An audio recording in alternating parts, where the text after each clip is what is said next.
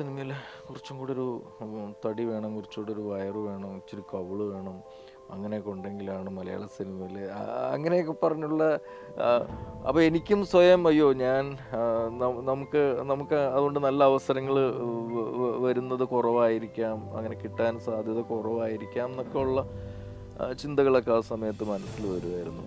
അപ്പോൾ അങ്ങോട്ടും ഇങ്ങോട്ടും ഈ പോകുമ്പം വൃന്ദയും ഞാനും അങ്ങോട്ടും ഇങ്ങോട്ടും ഞങ്ങളുടെ കണ്ണുകൾ ഉടക്കാറുണ്ട്. ഞങ്ങൾ അങ്ങോട്ടും ഇങ്ങോട്ടും എന്തോ ഒരു അതെ ആ ഒരു പ്രായത്തിലുള്ള അതെ ഒരു ഒരു എന്തോ ഒരു ഇഷ്ടം ഉണ്ടായിരുന്നു. അപ്പം ഞാൻ വീട്ടിലേക്ക് കയറി ചെന്നതേ ഞാൻ ആദ്യം ചോദിച്ചത് ഡേവിസിനെ വീട്ടിൽ കയറ്റില്ല എന്ന് പറഞ്ഞാൽ ആരടാ എന്ന് ചോദിച്ചിട്ടാണ് കയറി ചെന്നു. അപ്പോഴേക്കും അവനൊരൊറ്റ ഓട്ടം ഓടി. എല്ലാവരുടെ ഒപ്പം സിനിമ കാണാനുള്ളൊരു കോൺഫിഡൻസ് എനിക്ക് ഉണ്ടായിരുന്നില്ല ആ ദിവസം. എന്തോ എന്നെ പുറകോട്ട് വലിച്ചു. ഒരു മിനിറ്റ് ഞാൻ ആക്ഷൻ പറയാം, എന്നിട്ട് നീ വന്നാൽ മതി എന്ന് പറഞ്ഞ് അങ്ങനെ ഞാൻ വീണ്ടും പുറത്തേക്ക് പോവും. ഇവൻ ആക്ഷൻ പറയും, എന്നിട്ട് ഞാൻ ക്ലാസ്സിലേക്ക് എൻ്റർ ചെയ്യും. അപ്പം ശരിക്കും പറഞ്ഞാൽ ഇവർ അതായത് ഒരു തരത്തിൽ എന്നെ കളിയാക്കുകയായിരുന്നിരിക്കാം, പക്ഷെ അതിലൊക്കെ ഞാൻ എൻ്റെ എന്താ പറയുക ഒരു സ്വപ്നത്തെ ഞാൻ സാക്ഷാത്കരിച്ച് കാണുകയായിരുന്നു ആ സമയത്ത്. അതായത് നമ്മൾ പറയുമല്ലോ, നമ്മൾ എന്താണ് ആഗ്രഹിക്കുന്നത് അത് നമ്മൾ ആയതായിട്ട് നമ്മൾ സങ്കല്പിക്കുക, അത് പിന്നെ തന്നെ ആയിക്കോളും എന്ന് പറയുന്നത് പോലെ ഞാൻ അന്നേ സത്യം പറഞ്ഞ ഒരു നടനായിട്ടങ്ങ് സ്വയം എൻ്റെ ഉള്ളുകൊണ്ട് ഞാനൊരു ആക്ടറായിരുന്നു. എൻ്റെ ശരിക്കും അച്ഛൻ്റെ നാട് തൊടുപുഴയും അമ്മ തലശ്ശേരിയുമാണ്. അപ്പം ഞാൻ ജനിച്ചത് തലശ്ശേരിയിലാണ്. പിന്നെ ഈ പറഞ്ഞ അച്ഛൻ ബാങ്കിലായിരുന്നു, കാനറ ബാങ്കിലായിരുന്നു വർക്ക് ചെയ്തുകൊണ്ട്. അപ്പോൾ അച്ഛൻ ഈ ട്രാൻസ്ഫർ ആവുന്നതനുസരിച്ച് ഞങ്ങൾ പല സ്ഥലത്തായിട്ടാണ് പഠിച്ചതും വളർന്നതുമൊക്കെ. എനിക്ക് ശരിക്കും ഒരു 10th ആയപ്പോൾ തന്നെ ഞാനൊരു 5 സ്കൂള് എന്താ പറയുക 5 സ്കൂളിൽ പഠിച്ചു എന്നുള്ളതാണ്. അപ്പം അതുകൊണ്ട് ഈ ചൈൽഡ്ഹുഡ് മെമ്മറീസ് എപ്പോഴും എന്താ പറയുക ആലോചിക്കുമ്പോഴൊക്കെ ഇങ്ങനെ ചെതറിക്കിടക്കുകയാണ്, പല ജില്ലകളിലായിട്ടിങ്ങനെ എന്താ പറയുക അങ്ങ് പടർന്ന് കിടക്കുകയാണ് മെമ്മറീസ്. അപ്പോൾ അങ്ങനെ ഈ പറഞ്ഞ പോലെ അതെ 10th വരെ 4-5 സ്കൂളുകളിലായിട്ടാണ് 10th കംപ്ലീറ്റ് ചെയ്യുന്നത്. അപ്പം 10th വരെയുള്ള സ്കൂളിങ് കംപ്ലീറ്റ് ചെയ്യുന്നത്. അപ്പോൾ അതിൻ്റെ ഒരു വലിയൊരു സന്തോഷം എന്താണെന്ന് വെച്ചാൽ സാധാരണ പല കുട്ടികൾക്കും പലർക്കും കിട്ടുന്നൊരു ഭാഗ്യമാണ് ഈ നമ്മുടെ 1ാം ക്ലാസ് തൊട്ട് 10ാം ക്ലാസ് വരെ, അല്ലെങ്കിൽ ആ ഒരു സ്കൂൾ ഡേയ്സും കോളേജ് ഡേയ്സും ഒക്കെ ഒരുമിച്ച് പഠിച്ച സുഹൃത്തുക്കൾ, ചെറുപ്പം മുതലേ അറിയുന്ന സുഹൃത്തുക്കൾ, ഒരുമിച്ച് പഠിച്ച സുഹൃത്തുക്കൾ എന്ന് പറയുന്നത് ശരിക്കും പറഞ്ഞാൽ ഭയങ്കര സന്തോഷമുള്ള കാര്യമാണ്. അത് കുറേ കൂടെ ഒരു ഭയങ്കര ദൃഢമായൊരു ബന്ധവുമായിരിക്കും ആ സൗഹൃദങ്ങൾക്ക്. പക്ഷേ എനിക്ക് ഈ പറഞ്ഞ പോലെ എന്താ പറയുക KG കഴിഞ്ഞ് 1ാം ക്ലാസ്സും 2ാം ക്ലാസ്സും അത് കഴിയുമ്പോഴേക്കും അവിടെ നിന്ന് മാറി. അപ്പോൾ അങ്ങനെ മാറുമ്പോൾ ഉണ്ടാകുന്നൊരു വിഷമവും പുതിയൊരു സ്കൂളിലേക്ക് എത്തുമ്പം അവിടുത്തെ വിദ്യാർത്ഥികളുമായിട്ട് അവിടുത്തെ ആ ഒരു സാഹചര്യങ്ങളായിട്ട് എന്താ പറയുക ഒത്തുവരാനെടുക്കുന്ന ഒരു സമയവും ആ ഒരു ടെൻഷനും കാര്യങ്ങളും, ആ പഴയ ഫ്രണ്ട്സിനെ മിസ് ചെയ്യുന്നതും, പിന്നെ അവരുമായിട്ടൊരു എന്താ പറയുക അവരുമായിട്ടൊരു ഇഷ്ടത്തിലും ആ ഒരു എന്താ പറയുക ഒരു ബന്ധത്തിലേക്ക് വരുന്നൊരു സമയത്തായിരിക്കാം അവിടെ നിന്ന് വീണ്ടും അടുത്തൊരു സ്കൂളിലേക്ക് എന്താ പറയുക മാറ്റി നടപ്പെടുന്നത്, വീണ്ടും അടുത്ത ട്രാൻസ്ഫർ വരുന്നത്. അപ്പം വീണ്ടും പുതിയ സുഹൃത്തുക്കളായി. അപ്പം അങ്ങനെ ശരിക്കും പറഞ്ഞാൽ ആ ഒരു അതുകൊണ്ട് തന്നെ എപ്പോഴും ഈ സ്കൂൾ ഡേയ്സ് എനിക്ക് എന്താ പറയുക ഒരുപാട് പല സ്ഥലത്തെ പല എന്താ പറയുക പല കുട്ടികളും പല വിദ്യാർത്ഥികളും പല സുഹൃത്തുക്കളും എന്നുള്ളൊരു ഓർമ്മയാണ് എനിക്ക് മനസ്സിലേക്ക് വരുന്നത്. അത് ഈ പറഞ്ഞ പോലെ നമുക്കറിയാം നമ്മുടെ നാട് എന്ന് പറയുന്ന എന്താ പറയുക ഇത്രയും ജില്ലകളുണ്ട്. അപ്പോൾ പല ജില്ലയിലും ഉള്ളവരുടെ ഓരോ രീതികൾ വേറെ ആയിരിക്കാം. അപ്പോൾ എനിക്ക് ഇവരുടെ എല്ലാം ഒരു എന്താ പറയുക രീതികൾ എനിക്ക് മനസ്സിലാക്കാനും ഇപ്പം ആലോചിക്കുമ്പോൾ അത് ആ ഒരു സമയത്ത് നമ്മൾ അറിയുന്നില്ല. നമ്മൾ കുറച്ചുകൂടി മെച്യൂർഡായി കഴിയുമ്പം നമുക്ക് ആ ഓരോരുത്തരുടെ ആ ഒരു രീതികളിലെ വ്യത്യാസവും ഒക്കെ നമുക്ക് മനസ്സിലാക്കാൻ കഴിയും. അങ്ങനെ അതൊരു വലിയൊരു എന്താ പറയുക അതൊരു വലിയൊരു ഒരു സമ്പത്തായിട്ട് തന്നെയാണ് ഞാൻ കാണുന്നത്, അങ്ങനെ പല ജില്ലകളിൽ പഠിച്ച് വളർന്നതുകൊണ്ട്. അപ്പോൾ അങ്ങനെ എന്താ പറയുക ആ ഒരു സ്കൂൾ ഡേയ്സ് കഴിഞ്ഞ് ഞാൻ എൻ്റെ കോളേജ് ഡേയ്സ് ശരിക്കും എൻ്റെ പ്രീ ഡിഗ്രി ഞാൻ പഠിക്കുന്നത് നമ്മുടെ കാലിക്കറ്റ്. ആ സമയത്ത് കാലിക്കറ്റ് എത്തിയായിരുന്നു, അച്ഛന് ട്രാൻസ്ഫർ ആയിട്ട് ഞങ്ങൾ കാലിക്കറ്റ് എത്തിയപ്പോൾ 9th 10th എന്താ പറയുക പ്രീ ഡിഗ്രി ഇപ്പോഴത്തെ നമ്മുടെ +2 അത് കാലിക്കറ്റായിരുന്നു. അപ്പോൾ ശരിക്കും പറഞ്ഞാൽ എന്താ പറയുക ഒരു ട്രിവാൻഡ്രത്ത് ഞാൻ പഠിക്കുന്ന സമയത്ത് ഒരു 7ാം ക്ലാസ്സിലൊക്കെ പഠിക്കുമ്പോഴാണ് ശരിക്കും മനസ്സിലേക്ക് ഒരു സിനിമാ നടനാകുക എന്നുള്ളൊരാഗ്രഹം മനസ്സിലേക്ക് കയറി വരുന്നത്. പക്ഷേ അതിങ്ങനെ ഉള്ളിലിങ്ങനെ ഉണ്ടായിരുന്നു എന്നുള്ളതല്ലാണ്ട് എന്താണ് അതിനു വേണ്ടി ചെയ്യേണ്ടത് എന്നുള്ളതിനെ പറ്റി ഒരു ധാരണയും ഉണ്ടായിരുന്നില്ല. മനസ്സിൽ ഭയങ്കരമായിട്ട് ശരീരമൊക്കെ നന്നായിട്ടൊക്കെ കാത്തു സൂക്ഷിക്കുക, നല്ലൊരു ബോഡിയൊക്കെ ഉണ്ടാക്കിയെടുക്കുക, അങ്ങനെയൊക്കെ സിനിമയിലേക്ക് എത്താൻ സാധിക്കും എന്നൊക്കെ ഉള്ളൊരു വിശ്വാസമായിരുന്നു മനസ്സിൽ. ഞാൻ പറഞ്ഞു വന്നത് അങ്ങനെ ഈ കോഴിക്കോട് എന്ന് പറഞ്ഞൊരു സ്ഥലത്തേക്ക് എത്തിയപ്പോഴാണ് ശരിക്കും പറഞ്ഞാൽ എന്താ പറയുക ആ ഒരു ടൈമിൽ കോഴിക്കോട് ഒരുപാട് ഷൂട്ടിങ്ങുകൾ നടക്കുന്ന ഒരു ഒരു ഒരു കാലമാണ്. അതുപോലെ തന്നെ എന്താ പറയുക ഒരു ഫാഷനൊക്കെ ഒരുപാട് പ്രാധാന്യം കൊടുക്കുന്നത് അവിടുത്തെ എന്താ പറയുക ചെറുപ്പക്കാരൊക്കെ എന്ന് പറഞ്ഞാൽ അവരുടെ ഡ്രസ്സിങ്ങും ഞാൻ പറഞ്ഞില്ല എൻ്റെ അമ്മ തലശ്ശേരിയാണ്. അപ്പോൾ എനിക്കറിയാം ആ ഒരു ഏരിയയിലൊക്കെ ഉള്ളവരുടെ ഒരു അഭിരുചി ഭയങ്കര രസമാണ്. അവരിലേക്ക് വേറൊരു ഒരു ഒരു കൾച്ചറും കൂടെ മിക്സ് ചെയ്തിട്ടുള്ളൊരു രീതികളാണ് അവരുടെ. അപ്പം എന്താ പറയുക അവിടെ ഈ പറഞ്ഞ പോലെ ഷൂട്ടിങ്ങായിട്ട് ബന്ധപ്പെട്ടുള്ള ഒരുപാട് കാര്യങ്ങൾ അവിടെ നടക്കുന്നു. ഇപ്പോൾ സ്കൂളിലേക്ക് പോകുമ്പോഴും പഠിക്കുന്ന സമയത്തും അവിടെ കാലിക്കറ്റ് ഗുരുവായൂരപ്പൻ കോളേജിലാണ് ഞാൻ പഠിച്ചത്. അപ്പോൾ ഞങ്ങളവിടെ പഠിക്കുമ്പോൾ തന്നെ ആ കോളേജിൽ തന്നെ പലപ്പോഴും ഷൂട്ടിംഗ് ഉണ്ടാവുന്നു. അല്ലെങ്കിൽ എന്താ പറയുക ക്ലാസ് കഴിഞ്ഞ് വീട്ടിലേക്ക് പോകുന്ന വഴിയിൽ അവിടെ ഇവിടെയൊക്കെ ഷൂട്ടിംഗ് നടക്കുന്ന കാണുന്നു. അപ്പോൾ നമ്മുടെ സ്വപ്നം കുറേ കൂടെ അടുത്തെത്തിയതുപോലെ ഒരു ഫീലിംഗ് ആയിരുന്നു ഈ കോഴിക്കോട്ടേക്കുള്ളൊരു വരവിലുണ്ടായത്. അതുപോലെ ഈ മോഡലിംഗ് എന്താ പറയുക ഈ സിനിമയിലേക്ക് എത്തുന്നതിന് മുമ്പ് ഒരു മോഡലിംഗ് എന്താ പറയുക ഒരു ഒരു ഒരു കുറച്ച് സുഹൃത്തുക്കൾ ഞാനൊരിക്കൽ റെസ്റ്റോറൻറ്റിലൊരു ഭക്ഷണം കഴിച്ചുകൊണ്ടിരിക്കുമ്പോൾ എന്താ പറയുക അവിടെ കുറച്ച് ഒരു 3-4 പേര് അവരെ കണ്ടാൽ തന്നെ അറിയാം അവർ എന്താ പറയുക മോഡലിംഗ് എന്താ പറയുക അതൊരു പ്രൊഫഷനാക്കി എടുത്തിട്ടുള്ള കുറച്ച് ആളുകൾ, കുറച്ച് ചെറുപ്പക്കാർ. അപ്പോൾ അവർ യാദൃശ്ചികമായിട്ട് എന്നെ കാണുകയും എൻ്റെ അടുത്ത് ഇങ്ങോട്ട് വന്ന് എന്താ പറയുക അവർക്ക് അവരുടെ ഒരു ഷോയിന് വേണ്ടി അപ്പോൾ ആ സമയത്ത് കാപ്പാട് ഉത്സവം എന്ന് പറഞ്ഞൊരു വലിയൊരു ഷോ നടക്കുന്നുണ്ടായിരുന്നു ആ ഒരു സമയത്ത്. അതെല്ലാ വർഷവും നടക്കുന്ന ഒരു ഷോ തന്നെയാണ്. അപ്പോൾ ആ വർഷം കാപ്പാട് ഉത്സവത്തിന് ആ ഒരു ഷോയിന് വേണ്ടിയിട്ട് അവർ തയ്യാറെടുത്ത് നിൽക്കുകയായിരുന്നു. അപ്പോൾ അവരുടെ ഒരു ഇടയിൽ നിൽക്കാനായിട്ട് അവർക്കൊരു മെയിനായിട്ട് നിൽക്കുന്ന ഒരാൾ ബോംബെയിൽ നിന്ന് എന്തോ വരാമെന്ന് ഏറ്റിട്ട് വരാണ്ടിരിക്കുകയോ അങ്ങനെ എന്തോ ഉണ്ടായി. അപ്പോൾ അവരെൻ്റെ അടുത്ത് ആ ബോംബെയിൽ നിന്ന് വരുന്ന ആളായിട്ട് എൻ്റെ അടുത്തൊന്ന് അഭിനയിക്കാമോ, അല്ലെങ്കിൽ അങ്ങനെ പറഞ്ഞ് എന്നെ ഒന്ന് അല്ലെങ്കിൽ നിങ്ങളെ ഒന്ന് പ്രസൻറ്റ് ചെയ്താൽ നിങ്ങൾക്ക് കുഴപ്പമുണ്ടോ എന്ന് ചോദിച്ച് അങ്ങനെ ഞങ്ങൾ പരിചയപ്പെടുകയും അവരുടെ കൂടെ ഞാൻ കൂടി ഈ പറയുന്ന കാപ്പാട് ഉത്സവത്തിലും അതുപോലെ കുറച്ച് ഷോസൊക്കെ ചെയ്യാൻ സാധിച്ചു. പിന്നീട് കാലിക്കറ്റ് വെച്ച് തന്നെയാണ് എന്താ പറയുക ഒരു പടത്തിൻ്റെ ഷൂട്ടിംഗ് നടക്കുന്നതും അവിടെ വെച്ച് ഒരു ഡയറക്ടർ എൻ്റെ അടുത്ത് ആ ഷൂട്ടിംഗ് കാണാൻ ഞാൻ ചെന്നപ്പം അവിടെ വെച്ച് ആ ഡയറക്ടർ എന്നോട് അഭിനയിക്കാൻ താല്പര്യമുണ്ടോ എന്ന് ചോദിച്ചു. അങ്ങനെ അവരുടെ അടുത്തൊരു പടത്തിലേക്ക് നായകനായിട്ട് അപ്പം എനിക്ക് അങ്ങനെ ഒരു ഭാഗ്യമൊക്കെ ഉണ്ടായത് കോഴിക്കോട് വെച്ചാണ്. സത്യം പറഞ്ഞാൽ നമ്മൾ ഭയങ്കരമായിട്ട് ആഗ്രഹിക്കുമ്പോൾ നമ്മളെ തേടി വരും കാര്യങ്ങൾ എന്ന് പറയുന്നത് പോലെ എനിക്ക് ഈ ഒരു മോഡലിങ്ങിലേക്കുള്ള അവസരവും സിനിമയിലേക്കുള്ളൊരു അവസരവും കോഴിക്കോടിൽ നിന്നും എൻ്റെ അടുത്തേക്ക് എന്നെ തേടി എത്തുകയാണ് ചെയ്തത്. എനിക്ക് വളരെ ഈ പറഞ്ഞ ജില്ലകളിലെല്ലാം പഠിച്ചിട്ടുണ്ടെങ്കിലും കോഴിക്കോട് ജില്ല എനിക്ക് ഭയങ്കര എന്താ പറയുക ഒരു ഫേവറേറ്റ് ജില്ലയാണ്. ഇപ്പോഴത്തെ ഒരു ജനറേഷനോട് എപ്പോഴും എന്താ ഒരു ഭയങ്കര അവർക്ക് എന്താ എളുപ്പമാണ് കാര്യങ്ങൾ എന്ന് തോന്നാറുണ്ട്. ഒരു കാലത്തും ഒന്നും അത്ര എളുപ്പമല്ല, പക്ഷെ എന്നാലും ഈ ഞാൻ പറയുന്ന ഈ സിനിമയിലേക്കൊക്കെ ഉള്ളൊരു എൻട്രി അവർക്ക് എന്തെങ്കിലും ഒരു കഴിവുണ്ടെങ്കിൽ അത് ഇഷ്ടം പോലെ പ്ലാറ്റ്ഫോംസ് ഉണ്ട്. ഇപ്പോൾ അവർക്ക് അത് പ്രകടിപ്പിക്കാനും എന്താ പറയുക അവർക്ക് എത്തേണ്ടടുത്ത് അത് എത്തിപ്പിക്കാനും ഒക്കെ ഉള്ളൊരു അവസരങ്ങൾ അവർക്ക് പല പ്ലാറ്റ്ഫോംസിലായിട്ട് അവർക്കിപ്പോൾ ഉണ്ട്. പക്ഷേ ഞങ്ങളുടെയൊക്കെ ആ ഒരു ടൈമിൽ ഞാനൊക്കെ എന്താ പറയുക ഒരു സിനിമാ മോഹമായിട്ടൊക്കെ നടക്കുന്ന ഒരു സമയത്ത് ഞങ്ങൾക്ക് അറിയില്ല ഇത് എന്ത് ചെയ്താലാണ് ഇതിങ്ങനെ അങ്ങോട്ട് ആഗ്രഹിക്കുക, മനസ്സിൽ ഭയങ്കരമായിട്ട് ആഗ്രഹിക്കുക എന്നുള്ളത് മാത്രമാണ് ഒരു പോംവഴിയുള്ളത്, ആഗ്രഹിച്ച് നേടിയെടുക്കുക എന്നുള്ളത്. അപ്പോൾ ആ ഒരു സമയത്ത് എന്താണ് ഞാൻ നേരത്തെ പറഞ്ഞ പോലെ വളരെ ചെറുപ്പത്തെ സിനിമയിൽ സ്കൂൾ ഡേയ്സ് തൊട്ടേ സിനിമയിൽ അഭിനയിക്കുക എന്നുള്ളൊരു വലിയ ആഗ്രഹമായിരുന്നു. അത് ഞാൻ എൻ്റെ ഒരു കോളേജ് ഒരു പ്രീ ഡിഗ്രി ടൈമിൽ ഗുരുവായൂരപ്പൻ കോളേജിലായിരുന്നു ഞാൻ പഠിച്ചിരുന്നത്. അപ്പം ഞാൻ പഠിക്കുമ്പോൾ എൻ്റെ ക്ലാസ്സിലുള്ള എൻ്റെ ഫ്രണ്ട്സിന് എല്ലാവർക്കും തന്നെ അറിയാം എൻ്റെ ആഗ്രഹം ഈ സിനിമാ നടൻ ആവുക എന്നുള്ളതാണ് എന്നുള്ളത്.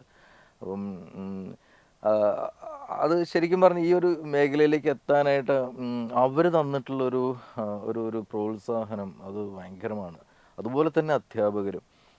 കാരണം ഇതാണ് എൻ്റെ ആഗ്രഹം എന്ന് അറിഞ്ഞുകൊണ്ട് തന്നെ എൻ്റെ ക്ലാസ്സിലൊക്കെ എൻ്റെ കൂടെ പഠിക്കുന്ന ആ, വേറൊരു സൗരഭ് എന്ന് പറയുന്ന എൻ്റെ ഒരു ഫ്രണ്ടുണ്ട്. അപ്പോൾ അവനൊക്കെ ശരിക്കും ഞാൻ ക്ലാസ്സിലേക്ക് വരുമ്പം ക്ലാസ് റൂമിലേക്ക് എൻ്റർ ചെയ്യുമ്പോൾ എൻ്റെ അടുത്ത് പറയും, എടാ നീ അവിടെ നിന്നേ, ഒരു മിനിറ്റ് ഞാൻ ആക്ഷൻ പറയാം എന്നിട്ട് നീ വന്നാൽ മതി എന്ന് പറഞ്ഞ് ആ, അങ്ങനെ ഞാൻ വീണ്ടും പുറത്തേക്ക് പോവും. ഇവൻ ആക്ഷൻ പറയും എന്നിട്ട് ഞാൻ ക്ലാസ്സിലേക്ക് എൻ്റർ ചെയ്യും.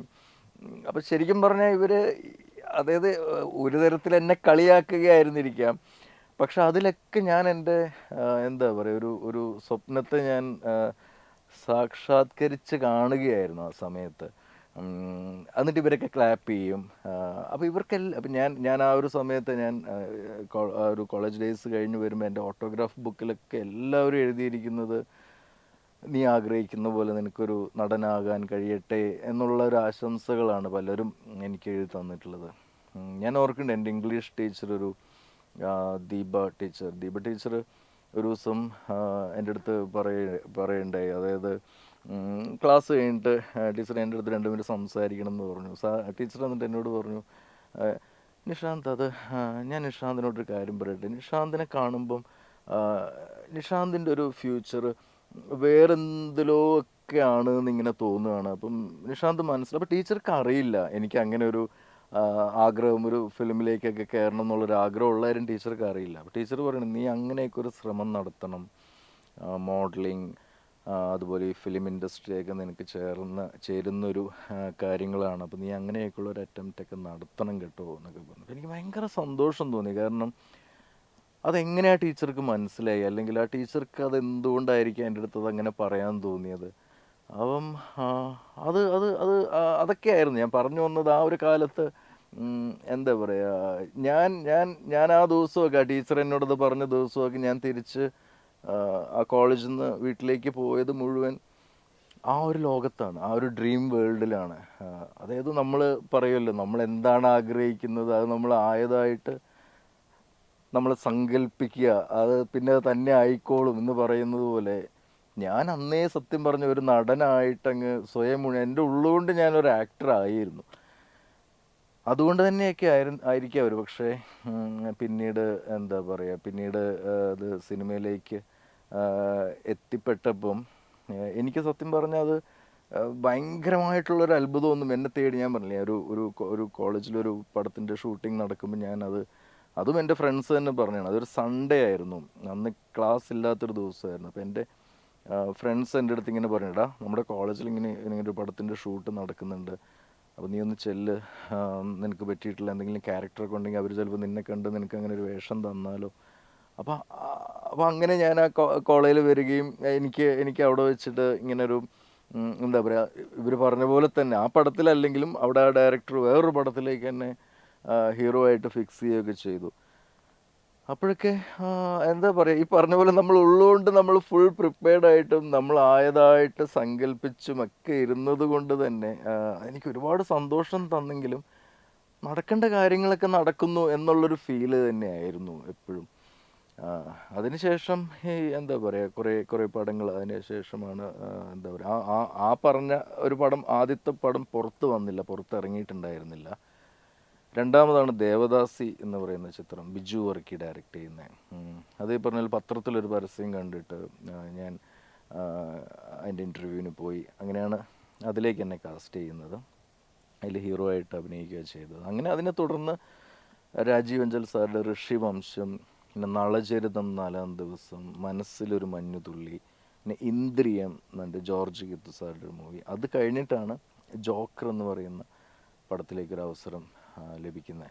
അത് നീ പറഞ്ഞ പോലെ അതുവരെ നമ്മൾ അതായിരുന്നു ശരിക്കും പറഞ്ഞാൽ. അതും ആ പടവും ഞാൻ അഭിനയിക്കുന്ന സമയത്ത് എനിക്ക് എന്നെ എന്നെ എന്നെ ലോഹിത് സാറ് എന്നെ ആ കഥാപാത്രത്തിന് വേണ്ടി തിരഞ്ഞെടുത്തു, ഫിക്സ് ചെയ്തു. അതിനുശേഷം ആ ഷൂട്ടിംഗ് നടക്കുന്ന സമയത്ത്, ആ സമയത്ത് വരെ എനിക്ക് അങ്ങനെ ഒരു വലിയൊരു സീരിയസ്നെസ് ഇല്ല.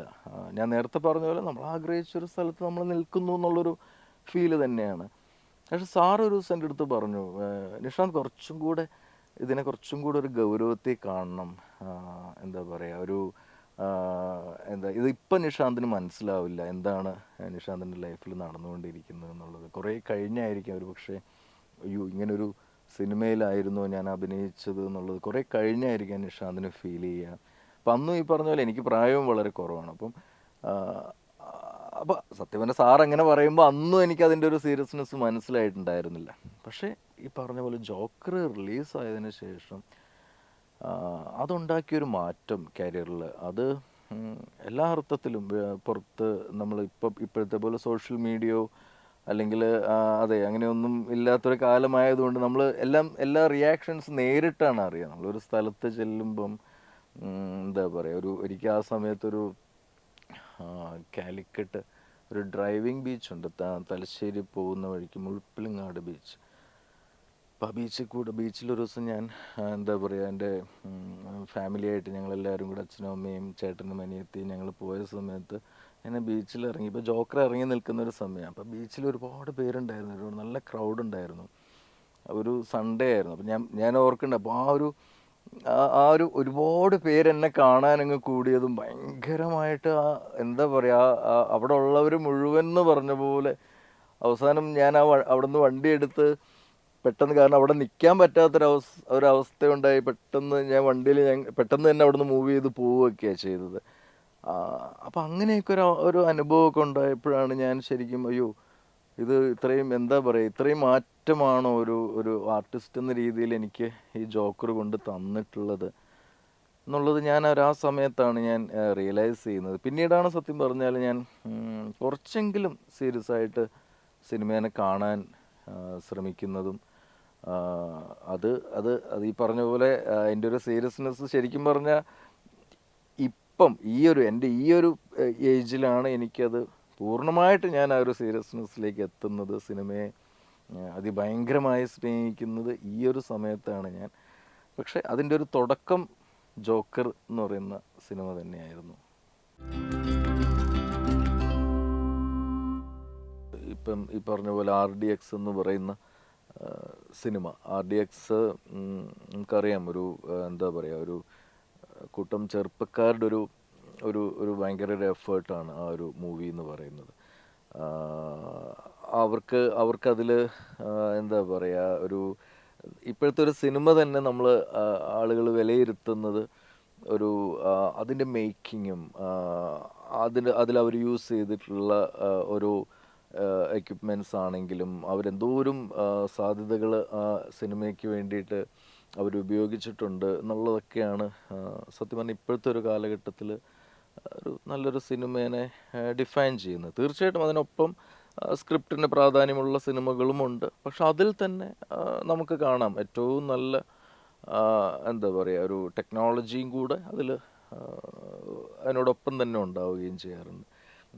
പക്ഷേ എനിക്കൊന്ന് കുറേ നാൾ മുമ്പത്തെ ഒരു കാര്യം, ഇപ്പോൾ ഈ ജോക്കർ എന്ന് പറയുന്ന സിനിമയിലൊക്കെ ഞാൻ അഭിനയിക്കുമ്പം, അല്ലെങ്കിൽ ആ ഒരു കാലഘട്ടത്തിലെ സിനിമകൾക്ക് ശരിക്കും പറഞ്ഞാൽ അത് നല്ലൊരു സിനിമ എന്ന് പറഞ്ഞാൽ അതിൻ്റെ ഒരു ബാക്ക് ബോൺ ഏറ്റവും നല്ല സ്ക്രിപ്റ്റ് തന്നെയാണ്.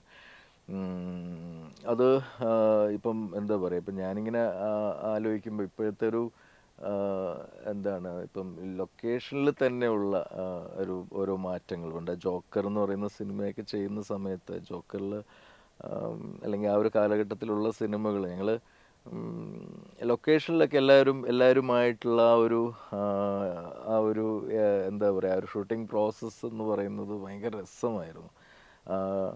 അത് ശരിക്കും പറഞ്ഞ ഒരു ഫാമിലി, ഇപ്പം പറയാറുണ്ട് സിനിമ എന്ന് പറയുന്ന ഒരു കുടുംബമാണ് എന്നൊക്കെ പറയുമെങ്കിലും ആ കുടുംബത്തിൽ ഇപ്പം എന്താ പറയുക, ഒരുപാട് മുറികളുള്ള ഒരു വലിയ കുടുംബമാണ്. മറ്റതൊരു ഒറ്റ മുറിയുള്ളൊരു വലിയൊരു കുടുംബമായിരുന്നു പഴയ സിനിമ എന്ന് പറയുന്നത്. അവിടെ എല്ലാവർക്കും അങ്ങോട്ടും ഇങ്ങോട്ടും എപ്പോഴും കാണാം, എല്ലാവരും നമ്മുടെ കൺമുമ്പിലുണ്ടാകും. സത്യം പറഞ്ഞാൽ ജോക്കറിലൊക്കെ സാറും ഞങ്ങളുടെ കൺമുമ്പിൽ ഇരുന്ന് തന്നെയാണ് സ്ക്രിപ്റ്റ് എഴുതിക്കൊണ്ടിരുന്നത്. കാരണം ഞങ്ങൾക്ക് കാണാം സാറ് ചിലപ്പം എന്താ പറയുക ഒന്ന് മാറി ഒരു സ്ഥലത്തേക്ക് മാറിയിരുന്ന് ഒരു ബ്രേക്കിൻ്റെ സമയത്ത് മാറിയിരുന്ന് സാർ അടുത്തെടുക്കാൻ പോകുന്നൊരു സീൻ സാർ അന്നേരമായിരിക്കാം ചിലപ്പോൾ എഴുതുന്നുണ്ടാവുക. അത് ഏറ്റവും മികച്ചൊരു എഴുത്തായിരിക്കും ആ ലൊക്കേഷനിൽ. സാർ ആ ഒരു ചെറിയൊരു സമയം കൊണ്ട് സാറിന് എന്തെങ്കിലും സാറിൻ്റെ ഒരു ഒബ്സർവേഷനിൽ സാറിന് കിട്ടിയിട്ട് സാർ എഴുതുന്നുണ്ടാവുക. ആ എഴുതിയതായിരിക്കാം ഒരു അരമണിക്കൂർ കഴിയുമ്പോൾ ഷൂട്ട് ചെയ്യുന്നത്. അപ്പം അങ്ങനെയൊക്കെ ആയിരുന്നു ജോക്കറിലേക്ക് എക്സ്പീരിയൻസ്. നമ്മളിപ്പം വന്ന് RDXലൊക്കെ വന്ന് നിൽക്കുമ്പം എന്താ പറയുക, അത് ഓൾറെഡി സിനിമ തുടങ്ങുന്നതിന് എത്രയോ മുമ്പേ എന്തൊക്കെയാണ് വേണ്ടതെന്നും എങ്ങനെയൊക്കെ ആയിരിക്കണം ഷോട്ട്സ് എന്നതും അങ്ങനെ എല്ലാത്തിനെ പറ്റിയും വളരെ കൃത്യമായിട്ടുള്ള ഒരു പഠനം നടത്തിയാണ് ഇപ്പം സിനിമകൾ ഷൂട്ട് ചെയ്യുന്നതും. അതിൽ ആ ഒരു ടെക്നിക്കലി ആ ഒരു മികച്ച ക്വാളിറ്റി നമുക്ക് സിനിമകളിൽ ഇപ്പോൾ കാണാനും സാധിക്കുന്നുണ്ട്. അതെപ്പോഴും എനിക്ക് തോന്നുന്നു കാലം എല്ലാ കാര്യങ്ങളിലും കാലം വരുത്തുന്ന ഒരു മാറ്റമുണ്ട്. അത് സിനിമയിലും ആ ഒരു മാറ്റം ഭയങ്കരമായിട്ട് നമുക്ക് കാണാൻ സാധിക്കും. ജോക്കർ എന്ന് പറഞ്ഞ സിനിമയിൽ അഭിനയിക്കുമ്പോൾ ഉണ്ടായിട്ടുള്ള ഏറ്റവും വലിയൊരു ഒരു സൗഭാഗ്യം എന്ന് പറയുന്നത് ഒരുപാട് നല്ല ആക്ടേഴ്സിൻ്റെ കൂടെ വർക്ക് ചെയ്യാൻ പറ്റി എന്നുള്ളതാണ്. അത് എന്താ പറയുക, അതിൽ ഭയങ്കരമായിട്ട് ഞാൻ ഓർക്കുന്നത് എന്താ പറയുക ബഹദൂർക്കേൻ്റെ കാര്യമാണ്. ബഹദൂർക്ക അദ്ദേഹത്തിൻ്റെ അവസാനത്തെ ഒരു മൂവിയായിരുന്നു അത്. അതിൽ മാളച്ചേട്ടൻ, NN ബാലകൃഷ്ണൻ ചേട്ടൻ, അങ്ങനെ അയ്യോ ഒരുപാട് ആർട്ടിസ്റ്റുകൾ.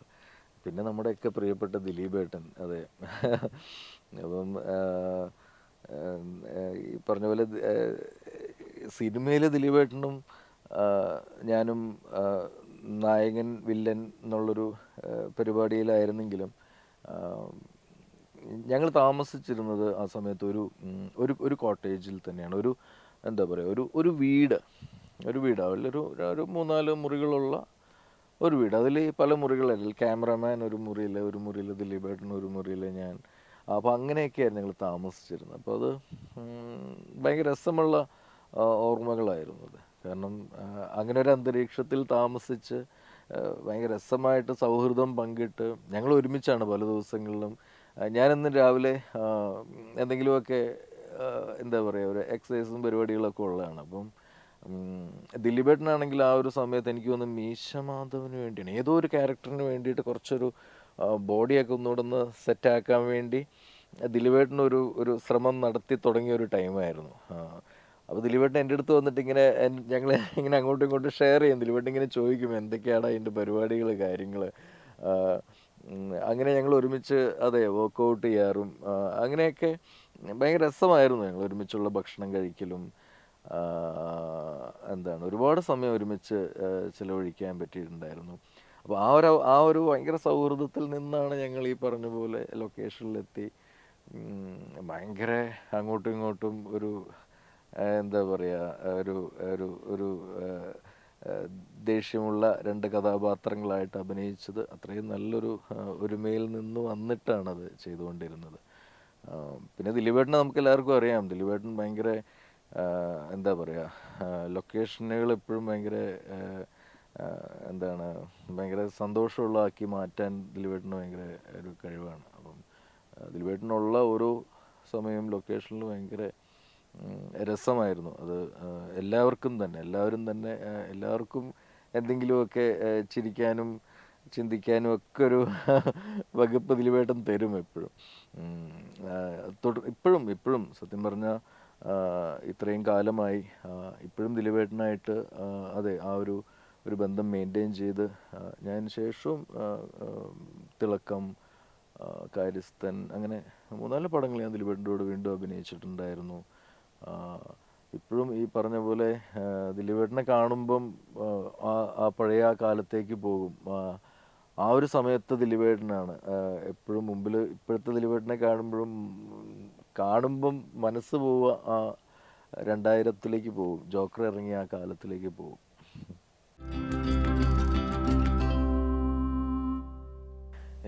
എനിക്ക് പലപ്പോഴും എന്താ പറയുക, എൻ്റെ അടുത്ത് എപ്പോഴും എല്ലാവരും എല്ലാവരും എന്ന് പറഞ്ഞാൽ എന്നെ കാണുമ്പം സിനിമയിൽ എന്നെ കണ്ടിട്ട് എന്നെ ഇഷ്ടമുള്ളവർ എന്നോട് പറയാറുണ്ട്, നീ എന്താ ചേട്ടാ ചേട്ടന് പറ്റിയത്, ഉം, ചേട്ടനെ എങ്ങനെ ഞങ്ങൾ പ്രതീക്ഷിച്ചതാണ്, ജോക്കറൊക്കെ കണ്ട്, എന്നിട്ട് പിന്നെ ചേട്ടൻ്റെ ഒരു അഡ്രസ്സും ഇല്ലല്ലോ.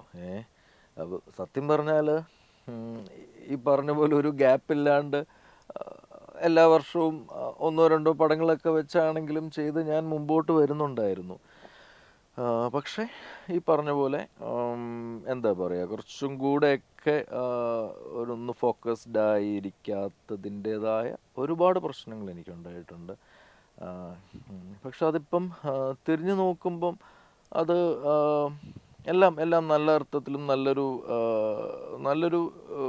ഒരു കോസിന് വേണ്ടി ആയിരുന്നു അത് എന്ന് ചിന്തിക്കാനാണ് ഇഷ്ടപ്പെടുന്നത്.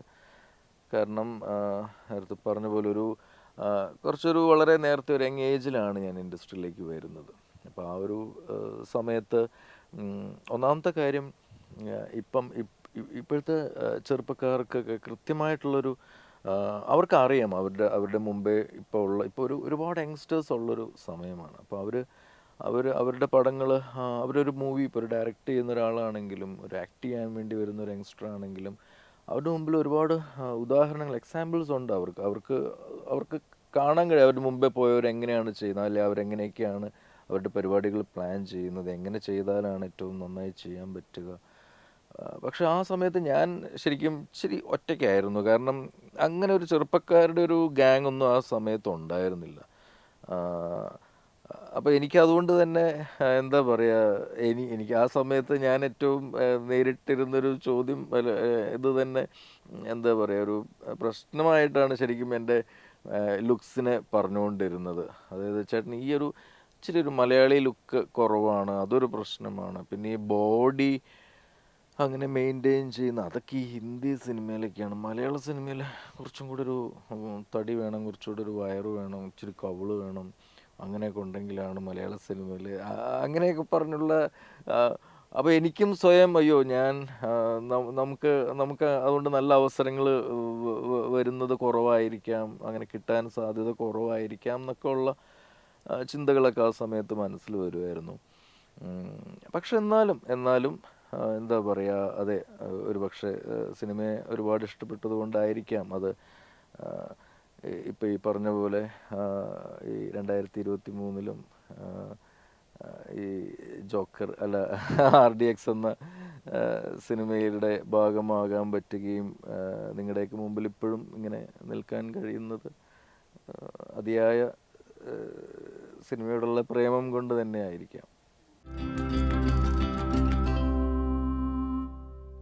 പണ്ട് തൊട്ടേ എന്താ പറയുക, എൻ്റെ അടുത്ത് ഞാൻ കേൾക്കാറുള്ളൊരു ചോദ്യമാണ്, ചേട്ടൻ മലയാളി ലുക്കല്ല, അല്ലെങ്കിൽ മലയാളത്തിനെക്കാട്ടും കൂടുതൽ അന്യഭാഷകളിൽ എന്താ പറയുക നന്നാവാനുള്ള സാധ്യതയുണ്ട് കേട്ടോ, അതൊന്ന് ശ്രദ്ധിക്കണം എന്നൊക്കെ കേൾക്കാറുണ്ട്. പക്ഷേ എനിക്കും മനസ്സിൽ ഭയങ്കര അതെ, അങ്ങനെ കാര്യങ്ങളൊക്കെ പറയുമ്പോൾ ഞാനും ഭയങ്കരമായിട്ട് സ്വപ്നം കാണും, ഇങ്ങനെ അന്യഭാഷയിലൊക്കെ ഭയങ്കരമായിട്ട് അഭിനയിക്കുന്നതൊക്കെ ആയിട്ട്. പക്ഷെ എന്താണെന്നറിയില്ല, ഇതുവരെ എനിക്ക് അങ്ങനെ ഒരു അന്യഭാഷകളിൽ നിന്ന് അങ്ങനെ ഒരു ഓഫേഴ്സ് ഒന്നും വന്നിട്ടുമില്ല. പക്ഷേ അതെ, ഒരു പക്ഷേ എന്താ പറയുക, അതെ, എനിക്കെൻ്റെ എല്ലാ എന്താ പറയുക പല സന്തോഷങ്ങളും കുറേ വൈകിയൊക്കെയാണ് നടക്കാറുള്ളത്. അപ്പം അതുപോലെ തന്നെ അന്യഭാഷയിലേക്കുള്ള ഒരു എൻട്രിയും ഇനിയുള്ളൊരു സമയത്തൊക്കെ ഉണ്ടാകുമായിരിക്കും. അങ്ങനെ നല്ലൊരു എൻട്രിയൊക്കെ ഉണ്ടാകണം എന്ന് ഞാൻ ആത്മാർത്ഥമായിട്ട് ആഗ്രഹിക്കുന്നുണ്ട്. അതിനോടൊപ്പം തന്നെ ചേർത്ത് പറയേണ്ട ഒരു കാര്യമുണ്ട് എനിക്ക്. കാരണം ശരിക്കും ഞാൻ പറഞ്ഞല്ലോ, നമ്മൾ ആഗ്രഹിക്കുന്നതാണ് നടക്കുന്നത് എന്ന് പറയുമല്ലോ. ഞാൻ ശരിക്കും പറഞ്ഞ ഒരു അന്യഭാഷയിൽ പോയി ഭയങ്കര അങ്ങനെ എൻ്റെ മനസ്സിലെപ്പോഴും എന്താ പറയുക, ഇവിടെ മലയാളത്തിലൊരു ഒരു ഒരു ഒരു ശ്രദ്ധിക്കപ്പെടുന്ന ഒരു നല്ലൊരു മാർക്കറ്റ് വാല്യൂ ഒക്കെ ഉള്ള അങ്ങനെ ഒരു വാല്യൂ ഉള്ളൊരു ആർട്ടിസ്റ്റായിട്ട് മാറണം എന്നുള്ളത് എനിക്ക് ഭയങ്കര ഒരു ആഗ്രഹമാണ്. അപ്പം ഞാൻ സത്യം പറഞ്ഞാൽ ഇപ്പം എൻ്റെ ആഗ്രഹം ഫോക്കസ് ചെയ്തിരിക്കുന്നത് അതിലാണ്. ഒരുപക്ഷെ അതുകൊണ്ടായിരിക്കാം അന്യഭാഷയിലേക്കുള്ളൊരു ഡിലേ ഒരുപക്ഷെ അതുകൊണ്ടായിരിക്കാം എന്ന് വിചാരിക്കുന്നു. ആ, ഏതായാലും എന്താ പറയുക, ഇവിടെ ഒരു കുറച്ചും കൂടെ ഒരു താരമൂല്യമുള്ള ആ, ആ, ഒരു ഒരു ഒരു ഒരു ആക്ടറൊക്കെ ആവാൻ സാധിക്കുകയാണെങ്കിൽ, അല്ലെങ്കിൽ ഏതാണ്ട് അങ്ങനെയൊക്കെ ഒരു ഇതിലേക്ക് എത്തുകയാണെങ്കിൽ തീർച്ചയായിട്ടും നമുക്ക് നമ്മുടെ ആഗ്രഹം അടുത്ത ഒരു ലെവലിലേക്ക് പിന്നെ കൊണ്ടുപോകാമല്ലോ. ഇനി നമുക്ക് അങ്ങനെ പോകുമ്പോൾ ഒരു സുഖമുണ്ടല്ലോ. അല്ലെങ്കിൽ ചിലപ്പോൾ അവിടെ ഇവിടെയും ഈ അവസാനം എവിടെയും ഇല്ലാണ്ടായി പോകുന്നൊരവസ്ഥയും വരാൻ പാടില്ലല്ലോ. എപ്പോഴും ലൈഫിൽ എന്താ പറയുക, നമ്മൾ മുമ്പോട്ടേക്ക് കൊണ്ടുപോകുന്നത്, അതെ, അതെപ്പോഴും നമ്മൾ ആഗ്രഹിക്കുന്ന കുറേ കാര്യങ്ങളുണ്ടാവും മനസ്സിൽ. അപ്പം അത് ചിലപ്പോൾ അതിലേക്ക് എത്തിപ്പെടാൻ കുറച്ച് വൈകുന്നുണ്ടാകാം, അതിൽ കുറേ തടസ്സങ്ങൾ വരുന്നുണ്ടാകാം. ആം, ആ, ചില സമയത്തൊക്കെ നമുക്ക് ശരിക്കും എന്താ പറയുക, അതിനെ ഭയങ്കര ഒരു എന്താണ്, അതെങ്ങനെയാ അത് നമ്മൾ നടക്കില്ല എന്ന് വിചാരിച്ചൊരു കാര്യം, അല്ലെങ്കിൽ അതെങ്ങനെയാ അത് കറങ്ങിത്തിരിഞ്ഞ് വീണ്ടും ആ ഒരു ട്രാക്കിലേക്ക് തന്നെ നമ്മളെ കൊണ്ട് എത്തിച്ചത്, അത് എങ്ങനെയാണ്. ശരിക്കും നമ്മൾ മനുഷ്യരിലെല്ലാവരിലും തന്നെ ഒരു എന്താ പറയുക, നമ്മൾ ഭയങ്കര പവർഫുള്ളാണെന്ന് എനിക്ക് തോന്നാറുണ്ട് പലപ്പോഴും. അതായത് നമ്മളേറ്റവും നന്നായിട്ട് ഇരുന്ന് കഴിഞ്ഞാൽ നമ്മുടെ തോട്ട്സിലും നമ്മുടെ ചിന്തകളിലും നമ്മുടെ ആഗ്രഹങ്ങളിലും ഒക്കെ ഒരു കൃത്യമായ ഒരു ക്ലാരിറ്റി ഉണ്ടെങ്കിൽ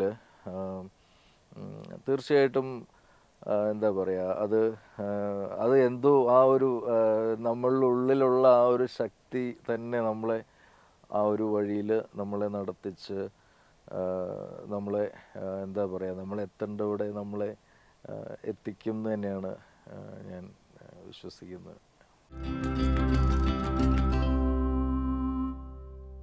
എൻ്റെ വൈഫിൻ്റെ പേര് വൃന്ദ. മക്കള് 2 പേരാണ്, നന്ദ, പ്രപഞ്ച്. അപ്പം എന്താ പറയുക, ഞാൻ എൻ്റെ മോളോട് എപ്പോഴും പറയും, അവളിപ്പം ഡിഗ്രി ഫൈനൽ ഇയറാണ്. എടീ, നിൻ്റെ പ്രായമുള്ളപ്പം അച്ഛൻ്റെ കല്യാണം കഴിഞ്ഞതാണ് എന്ന് പറയും. ഞങ്ങളീ പറഞ്ഞ വളരെ നേരത്തെ കല്യാണം കഴിച്ചവരാണ്. സ്കൂൾ ഡേയ്സ് തൊട്ട് ഞങ്ങൾക്കറിയാം ഇങ്ങോട്ടും ഇങ്ങോട്ടും. ഒരു അതെ, ഞാൻ നേരത്തെ പറഞ്ഞ പോലെ അച്ഛൻ ഈ ബാങ്കിലായിരുന്നു, കനറ ബാങ്കിൽ മാനേജറായിരുന്നു. അപ്പം ഞാൻ പറഞ്ഞില്ലേ, ട്രാൻസ്ഫർ ആവുന്നതനുസരിച്ച് അങ്ങനെ ഞങ്ങൾ പുനലൂർ എന്ന് പറയുന്ന സ്ഥലത്തുനിന്ന് ട്രിവാൻഡ്രം ത്തേക്ക് വന്നു. അപ്പം ട്രിവാൻഡ്രത്ത് ഞാൻ മോഡൽ ഹൈ സ്കൂളിലായിരുന്നു ആദ്യം ചേരുന്നത്. ട്രിവാൻഡ്രത്ത് മോഡൽ ഹൈ സ്കൂളിൽ 5ാം ക്ലാസ്സും 6ാം ക്ലാസ്സും മോഡൽ ഹൈ സ്കൂളിൽ, പിന്നെ 7th 8th 9th പകുതി വരെ സെൻറ്റ് മേരീസ് എന്ന് പറഞ്ഞ സ്കൂൾ. അപ്പം വൃന്ദ സെൻറ്റ് മേരീസിലാണ് KG തൊട്ട് പഠിച്ചുകൊണ്ടിരുന്നത്.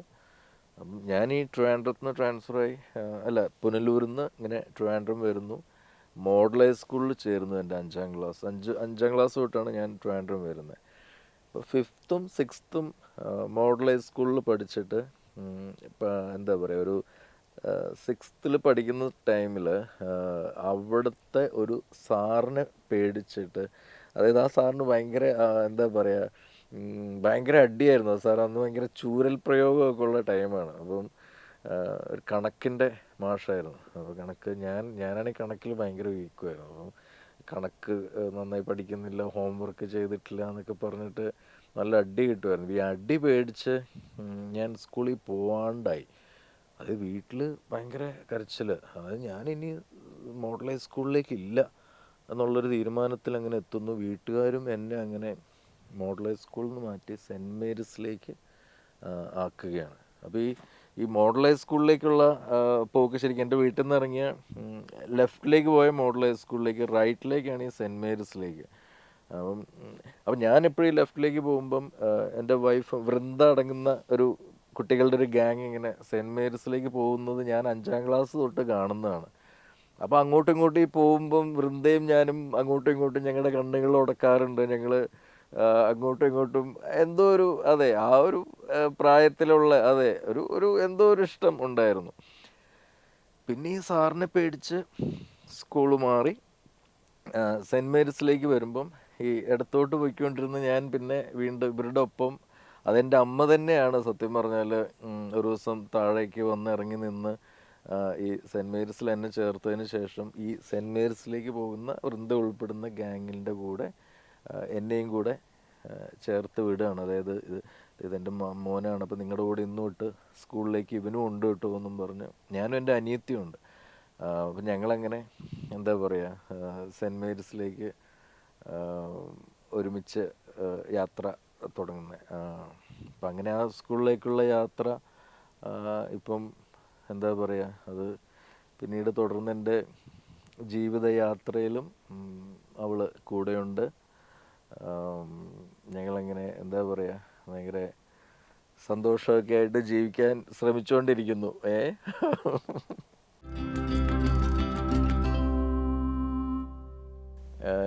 എനിക്ക് ശരിക്കും എൻ്റെ ഒരു ദൗർബല്യമായിട്ട്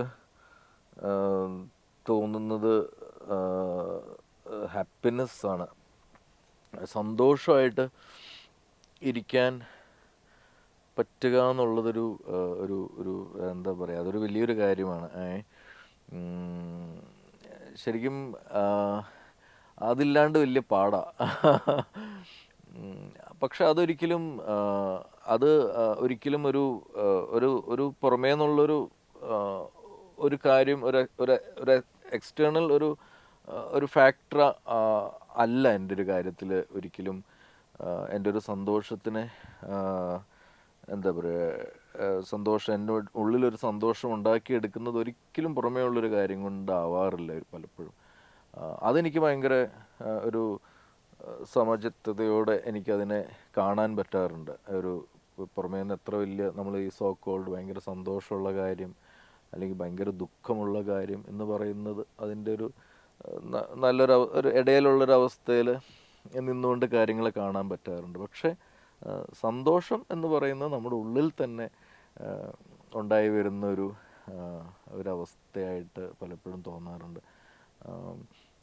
അതൊരു ദിവസം നമ്മളങ്ങനെ ഒരു ഹാപ്പി ആയിട്ടല്ല അന്നത്തെ ദിവസം തുടങ്ങുന്നതെന്ന് ചിലപ്പോൾ നമുക്ക് എണീറ്റിരിക്കുമ്പോൾ തന്നെ ചിലപ്പം മനസ്സിലാകും, ഇന്നത്ര ആ ഒരു സന്തോഷം മിസ്സിങ് ആണല്ലോ എന്നുള്ളത്. അത് ഭയങ്കര വിഷമം ഉണ്ടാക്കാറുണ്ട്. ആ ഒരു സന്തോഷം ലൈഫിൽ എന്താ പറയുക നമ്മുടെ ഉള്ളിൽ നിന്ന് തന്നെ ഉണ്ടായി വരുന്ന ആ ഒരു സന്തോഷം അത് മെയിൻറ്റെയിൻ ചെയ്യുക എന്നുള്ളത് തന്നെയാണ് ജീവിതത്തിൽ ഏറ്റവും വലിയൊരു കാര്യമായിട്ടും ഞാൻ കാണുന്നത്. സിനിമയിൽ എന്താ പറയുക സൗഹൃദങ്ങളെ പറ്റി പറയുകയാണെങ്കിൽ തീർച്ചയായിട്ടും സിനിമയിൽ ഒരുപാട് സൗഹൃദങ്ങൾ പലർക്കുമുണ്ട്. അവരുടെയൊക്കെ തന്നെ ഒരു കൂട്ടായ്മകൾ തന്നെയുണ്ട്. എൻ്റെ കാര്യത്തിൽ എനിക്കുണ്ടായിരുന്ന ഞങ്ങളുടെ ഒരു സുഹൃത്ത് വലയം എന്ന് പറയുന്നത് അതിപ്പം ശരിക്കും പറഞ്ഞാൽ ചിതറിക്കിടക്കുകയാണ്. നമ്മുടെ മധു വാര്യർ, അരവിന്ദർ എന്ന് പറഞ്ഞാൽ നമ്മുടെ നന്ദനം സിനിമയിൽ അഭിനയിച്ച അരവിന്ദ്, അതുപോലെ ഞാനും നമ്മുടെയൊക്കെ പ്രിയപ്പെട്ട ജിഷ്ണു. അപ്പം ഞങ്ങൾ 4 പേരും ഭയങ്കര കൂട്ടായിരുന്നു. ഞങ്ങളെപ്പോഴും ഒരുമിച്ചുണ്ടാകുമായിരുന്നു. ഒരുമിച്ചുള്ള യാത്രകളും ഒരുമിച്ചുള്ള രാത്രികളും. അയ്യോ, ഞങ്ങൾ ഒരുപാട് സമയം ഒരുമിച്ച് ചിലവഴിക്കുമായിരുന്നു. ജിഷ്ണു ഞങ്ങളെ വിട്ടു പോയി. പിന്നെ ഈ പറഞ്ഞ പോലെ അരവിന്ദ് ആ ഒരു സമയത്ത് മലയാളത്തിൽ കുറേ സിനിമകളൊക്കെ ചെയ്യുന്നുണ്ടായിരുന്നു. അപ്പോൾ അരവിന്ദ് എപ്പോഴും നാട്ടിലുണ്ടാവുമായിരുന്നു. പക്ഷെ അരവിന്ദ് ഇപ്പോൾ ചെന്നൈയിലാണ്. പിന്നെയും ഇടയ്ക്ക് കാണുന്ന ഞാനും മധുവാണ്. പിന്നെ ഈ ജിഷ്ണു പോയൊരു ഗ്യാപ്പിൽ ജിഷ്ണു എന്താ പറയുക എന്നെ പരിചയപ്പെടുത്തി പോയൊരാളാണ് സിദ്ധാർത്ഥ് ഭരതൻ. സിദ്ധുവിന് ഞങ്ങൾ ഒരുമിച്ചൊരു ബ്ലാക്ക് കോഫി എന്ന് പറയുന്ന ഒരു പടത്തിൻ്റെ സെറ്റിൽ വെച്ചാണ് സിദ്ധു നായകനും ഞാൻ വില്ലനുമായിട്ടൊരു പടം അഭിനയിച്ചിട്ടുണ്ടായിരുന്നു. അപ്പം എന്നെപ്പറ്റി ജിഷ്ണു ഒരുപാട് പറഞ്ഞ് എന്താ പറയുക, ആ സൗഹൃദത്തെ പറ്റിയൊക്കെ സിദ്ധുവിന് അറിയാം എന്നുള്ളത് കൊണ്ട് തന്നെ സിദ്ധു എന്നെ കണ്ടത് എന്താ പറയുക, ഒരു സിദ്ധു ജിഷ്ണുവിനെ കാണുന്ന പോലെ, ഒരിക്കലും ജിഷ്ണുവിനെ കാണുന്ന പോലെ ആവില്ല, പക്ഷെ എന്നാലും ജിഷ്ണുവിൻ്റെ ഒരു സുഹൃത്ത് എന്നൊരു പരിഗണന എനിക്ക് എപ്പോഴും, അല്ലെ ആ ഒരു സ്നേഹം, അവൻ ജിഷ്ണുവിനോട് കാണിച്ച ആ സ്നേഹത്തിൻ്റെ ഒരു അംശം എനിക്കും കിട്ടുമായിരുന്നു. അപ്പോൾ അങ്ങനെ ആ ഒരു സൗഹൃദം അതിപ്പം ആലോചിക്കുമ്പം ജിഷ്ണു എനിക്ക് തന്ന ഒരു വിലമതിക്കാനാവാത്തൊരു സൗഹൃദമായിട്ട് തോന്നുന്നു. കാരണം എല്ലാ അർത്ഥത്തിലും സിദ്ധുവിനെ പലപ്പോഴും എനിക്ക് എപ്പോൾ വേണമെങ്കിലും ഇപ്പം പറഞ്ഞ പോലെ സിനിമ നമ്മുടെ ഈ ഒരു ഇൻഡസ്ട്രിയിൽ നമ്മൾ പലപ്പോഴും കണക്റ്റഡ് ആയിട്ട് നിൽക്കുക എന്ന് പറയുമ്പം നമുക്ക് മൈൻഡ് കൊണ്ട് കണക്റ്റഡ് ആകാം. പക്ഷെ ചില സമയത്ത് ചില ആളുകളെയൊക്കെ ഒന്ന് വിളിക്കുമ്പോഴായിരിക്കാം നമ്മളൊന്ന് കണക്റ്റഡ് ആവുക. അപ്പം ഇടയ്ക്ക് സിദ്ധുവിനെയൊക്കെ വിളിക്കുമ്പം ഭയങ്കര സന്തോഷമാണ്, സിനിമയായിട്ട് കണക്ട് ചെയ്ത് നിൽക്കുന്ന പോലെ തോന്നും. പിന്നെ നല്ല അവസരങ്ങൾ, നല്ല വേഷങ്ങൾ എനിക്ക് സിദ്ധു തന്നിട്ടുണ്ട്.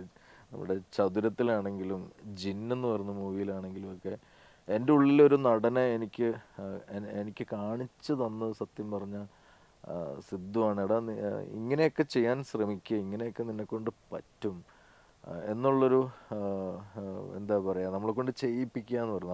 നമ്മളും അങ്ങനെ ചെയ്യുമ്പോഴായിരിക്കാം നമുക്ക് ഇങ്ങനെയും കൂടെ ഒക്കെ ചിലപ്പം ചെയ്യാൻ സാധിക്കുമായിരിക്കും എന്നുള്ളൊരു തോന്നൽ വരുന്നത് അന്നേരമായിരിക്കും. അപ്പം അങ്ങനെ എന്താ പറയുക, ഞാൻ സൗഹൃദങ്ങളെ പറ്റി പറഞ്ഞപ്പം ഇങ്ങനെ പറഞ്ഞ് സിദ്ധുവിലെത്തി നിന്നതാണ്. സത്യം പറഞ്ഞാൽ RDX എന്ന് പറഞ്ഞ മൂവി എന്നെ ആദ്യം നഹാസ്, എൻ്റെ ഡയറക്ടർ, ഒരു ദിവസം വിളിച്ച് ഇങ്ങനൊരു പടം, ഇങ്ങനൊരു പരിപാടി, അതിലിങ്ങനെ ചേട്ടൻ ഇങ്ങനെ ഒരു ക്യാരക്ടറുണ്ട്, അത് ചേട്ടൻ ചെയ്യണം, അത് ചെയ്താൽ നന്നാവും എന്ന് പറഞ്ഞ് വിളിക്കുമ്പം ഞാൻ സത്യം പറഞ്ഞാൽ എന്താ പറയുക, ഒന്ന് കേട്ടിട്ട് എന്താ നോക്കിയിട്ട് പറയാം എന്ന് പറഞ്ഞ് എൻ്റെ സ്ക്രിപ്റ്റ് റൈറ്റർ ആദർശും സബാസുമാണ്. അപ്പോൾ ആദർശ് വന്നു, ആദർശ് അതിൻ്റെ കാര്യങ്ങൾ പറഞ്ഞു തന്നു. അപ്പോഴും എനിക്കത് അത് അങ്ങനെ ഒരു പ്രാധാന്യമില്ലാണ്ട് പോകുന്നുണ്ടോ പടത്തിൽ എന്നൊക്കെ ഉള്ളൊരു ഡൗട്ടും. അപ്പം ആദർശാണ് എന്നെ അങ്ങനെ ചേട്ടൻ വിചാരിക്കുന്ന പോലെ അല്ല, അതിങ്ങനെയാണ്, ക്യാരക്ടർ ഇങ്ങനെ വരും. അപ്പോൾ ഫുൾ സ്ക്രിപ്റ്റ് എനിക്ക് തന്നിരുന്നു വായിക്കാൻ. അപ്പോൾ അത് മുഴുവൻ വായിച്ചു കഴിഞ്ഞപ്പം അതെ, ആ പടവും ഭയങ്കര രസമായിട്ടൊക്കെ ഫീൽ ചെയ്തു. അല്ല, എൻ്റെ കഥാപാത്രവും എനിക്കിഷ്ടമായി. ഇതെല്ലാം കഴിഞ്ഞ് ഷൂട്ട് തുടങ്ങുന്നു, നല്ല രസമുള്ള ദിവസങ്ങൾ. ഇതെല്ലാം കഴിഞ്ഞ് എന്താ പറയുക, പടത്തിൻ്റെ റിലീസിങ് ഡേറ്റ് വരുന്നു. പടം റിലീസിങ്ങിൻ്റെ അന്ന് എല്ലാവരും തന്നെ ഒരുമിച്ച് എറണാകുളത്ത് തിയേറ്ററിൽ നിന്ന് കാണാനായിരുന്നു പ്ലാൻ ചെയ്തത്. പക്ഷേ എനിക്ക് ആ ദിവസം എന്താണ്, ആ തിയേറ്ററിലേക്ക് പോയി എല്ലാവരുടെ ഒപ്പം സിനിമ കാണാനുള്ളൊരു കോൺഫിഡൻസ് എനിക്ക് ഉണ്ടായിരുന്നില്ല ആ ദിവസം. എന്തോ എന്നെ പുറകോട്ട് വലിച്ചു. കുറേ കഴിഞ്ഞ് ഈ ഫസ്റ്റ് ഷോ കഴിഞ്ഞ് പിന്നെ കേൾക്കുന്ന റിപ്പോർട്ടുകൾ എന്ന് പറഞ്ഞാൽ എന്താ പറയുക, ആദർശം നാസുമൊക്കെ പറയാം, ആദർശമായിട്ട് സംസാരിക്കുമ്പോൾ ആദർശ് പറയായിരുന്നു അന്ന് ഞാൻ കുറച്ച് കഴിഞ്ഞിട്ട് ചേട്ടാ കയ്യിൽ പോയിട്ടോ, ചേട്ടാ കയ്യിൽ പോയി, നമ്മൾ വിചാരിച്ച പോലെയൊന്നും അല്ല, കയ്യിൽ പോയി, പടം ഭയങ്കര മുകളിലേക്കാണ് പോകുന്നത്, നമ്മുടെ കയ്യിൽ നിന്നൊക്കെ പോയി ചേട്ടാ, അത് ജനങ്ങൾ ഏറ്റെടുത്തു. അയ്യോ, അതിൻ്റെ ഒരു റെസ്പോൺസ് പിന്നെ കിട്ടിത്തുടങ്ങിയപ്പം ഞാൻ ശരിക്കും ഞാനും അവിടെ വേണ്ടതായിരുന്നല്ലോ, എന്തിനാണ് ഞാൻ വീട്ടിലന്ന് ഇരുന്നത്, ഞാനും പോയി തിയേറ്ററിൽ പോയി അവരുടെ ഒപ്പം ഇരുന്ന് പടം കണ്ട് ആ സന്തോഷത്തിൻ്റെ ഒരു ഭാഗമാകാൻ പറ്റാത്തതിൽ എനിക്ക് ഭയങ്കര വിഷമം തോന്നി ആ പെർട്ടിക്കുലർ ഡേ. പിന്നീട് അങ്ങോട്ടുള്ള ദിവസങ്ങളൊക്കെ തന്നെ ഈവൺ ഇപ്പോഴും വരെ അതിൻ്റെ ഓരോ ദിവസവും RDXൻ്റെ RDX തന്നൊരു പുതിയൊരു ഉണർവിലാണ് മുമ്പോട്ട് പോയിക്കൊണ്ടിരിക്കുന്നത്. ഈ ഒരു സന്തോഷം അനുഭവിച്ചിട്ട് കുറേ അധികം നാളെ, സത്യം പറഞ്ഞാൽ ജോക്കർ എന്ന് പറയുന്ന ആ സിനിമയൊക്കെ, ജോക്കറൊക്കെ ഇറങ്ങിയ ടൈമിൽ കിട്ടിയൊരു സന്തോഷമാണ്. ഇപ്പോൾ RDX ഇത്രയും ഹിറ്റായി നിൽക്കുമ്പം പുറത്തിറങ്ങുമ്പോഴൊക്കെ ആളുകളെല്ലാവർക്കും, പ്രത്യേകിച്ച് ചെറുപ്പക്കാർ, അത് ജോക്കറൊക്കെ ഇറങ്ങിയ ടൈമിൽ, അല്ലെങ്കിൽ ഞാൻ കുറച്ചുകൂടെ നന്നായിട്ടൊക്കെ നിന്നൊരു സമയത്തുള്ളൊരു ആളുകൾ ഒക്കെ തന്നെ ഇപ്പോൾ ഒരു മിഡിൽ ഏജിലേക്കൊക്കെ വന്നിട്ടുണ്ട്. പക്ഷേ ഈ ചെറുപ്പക്കാർക്ക് ഇപ്പോൾ ഉള്ള ഒരു യങ് ജനറേഷൻ ഈ ജോക്കറൊന്നും അറിഞ്ഞോളണമെന്ന് തന്നെ ഇല്ല. പക്ഷെ ഇപ്പം ഈ RDX എനിക്ക് തന്നൊരു പേഴ്സണലി തന്നൊരു ഏറ്റവും വലിയൊരു കാര്യം എന്ന് പറയുന്നത്, ഈ പറഞ്ഞ പോലെ ചെറിയ മക്കൾക്ക് വരെ ഇപ്പം അറിയാം എന്നുള്ളതാണ്. അവരൊക്കെ എല്ലാവരും ഒരുപോലെ ഇപ്പം നമ്മളെ തിരിച്ചറിയുന്നു, അവരുടെ സ്നേഹം പങ്കുവയ്ക്കുന്നു. ഇപ്പം കഴിഞ്ഞ ദിവസം ഒരു വീട്ടിലേക്ക് ഞാൻ ഈ പറഞ്ഞ പോലെ എൻ്റെ ഒരു ഫ്രണ്ടിൻ്റെ വീട്ടിലേക്ക് പോകുമ്പോൾ അവിടെ ഞാൻ വരുന്നുണ്ടെന്ന് പറഞ്ഞിട്ട് വേറൊരു ഫ്രണ്ടും ഫാമിലി അവിടെ വെയിറ്റ് ചെയ്യുന്നുണ്ടായിരുന്നു. അപ്പോൾ അവർക്കൊരു കുഞ്ഞു മകനുണ്ട്, ഒരു 4-4.5 വയസ്സേ ഉള്ളൂ. അപ്പോൾ അവനവിടെ അതായത് ഞാൻ വരിക എന്ന് പറഞ്ഞിട്ട് അവൻ വീട്ടിൽ പറയട്ടോ, അപ്പം ഞാൻ ഇന്ന മറ്റേ RDXലെ ഇന്ന കഥാപാത്രം ഡേവിസ് എന്ന് പറഞ്ഞ കഥാപാത്രം ചെയ്ത ചേട്ടൻ വരുന്നുണ്ടെന്നാണ്. അപ്പോൾ ഇവൻ എന്ത് ചെയ്ത, ഡേവിസിനെ ഞാൻ വീട്ടിൽ കയറ്റില്ല എന്നും പറഞ്ഞ് അവനവിടെ പ്രശ്നമായിരുന്നു എന്ന്. എന്നിട്ട് ഇവരെന്നെ വിളിച്ചു പറഞ്ഞു, ഇങ്ങനെ ഒരാൾ ഇവിടെ പ്രശ്നം ഉണ്ടാക്കി നിൽക്കുന്നുണ്ട്. അപ്പം ഞാൻ വീട്ടിലേക്ക് കയറി ചെന്നതേ ഞാൻ ആദ്യം ചോദിച്ചത്, ഡേവിസിനെ വീട്ടിൽ കയറ്റില്ല എന്ന് പറഞ്ഞാൽ ആരടാ എന്ന് വെച്ചിട്ടാണ് കയറി ചെന്നത്. അപ്പോഴേക്കും അവനൊരൊറ്റ ഓട്ടം ഓടി നേരെ പോയി അവനവിടെ എന്താ പറയുക, അവിടെ ബെഡിൻ്റെ അടിയിൽ കട്ടിലിൻ്റെ അടിയിൽ പോയി വിളിക്കുന്നു. ഞാൻ അവനെ പിടിച്ച് പുറത്തേക്ക് കൊണ്ടിരുന്നു, അവൻ കരയുന്നു. പിന്നെ ഞങ്ങൾ ഭയങ്കര കൂട്ടായി. ഞാൻ പറഞ്ഞു വന്നത്, ആ കൊച്ചു മക്കൾ വരെ നമ്മളെ അറിയുന്നല്ലോ എന്നുള്ളത് ഭയങ്കര സന്തോഷം തന്നു. ഈ ഒരു സന്തോഷത്തിൽ മുമ്പോട്ടുള്ള ഭാവി അതെ പടുത്തുയർത്തണം.